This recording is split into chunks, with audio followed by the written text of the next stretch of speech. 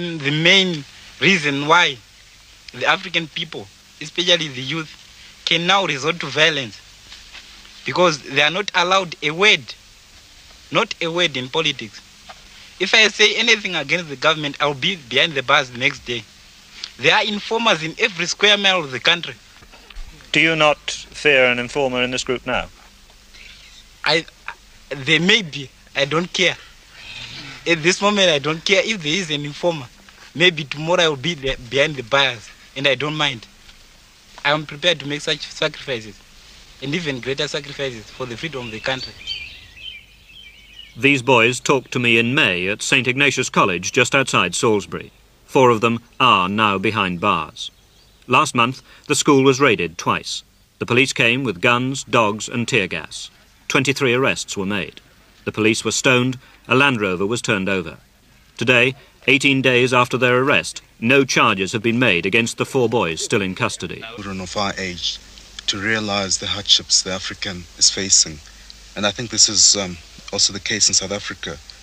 You've only got to consider what's been happening at the South African universities and to realize that the younger generation at any rate is realizing what the African has to put up to. And even though they can't do much about it, they're trying their hardest. Well, I'm speaking from experience because I've had the opportunity to learn with white boys, and admittedly they tended to come from the upper class, but I think they were fairly representative of the young white children in the country. It's only the parents, and this gap between parents and children is widening, but the young white kids are making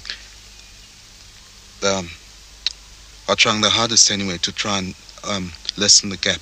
Do you see hope in this situation? Yes, I think it's a hopeful sign. I mean, in terms of years, I don't think we can say that conditions will change in 5 years, but I think gradually the voice of the present generation anyway will not be neglected.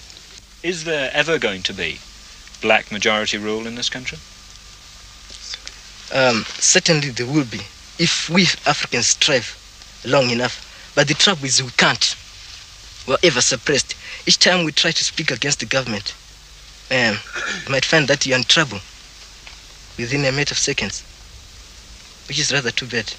I mean, they should accept opposition. Since they're in power, they should always accept opposition from anybody. Do you think they're foolish not to? Yeah, that's true. That's true enough. One thing that must be made clear to the British government is that the African people in this country are not at all worried about what political ideology they follow. If communism is going to bring them freedom, they will accept that ideology. And for that matter, I can assure you that Western democracy and civilization is really losing popularity in the country.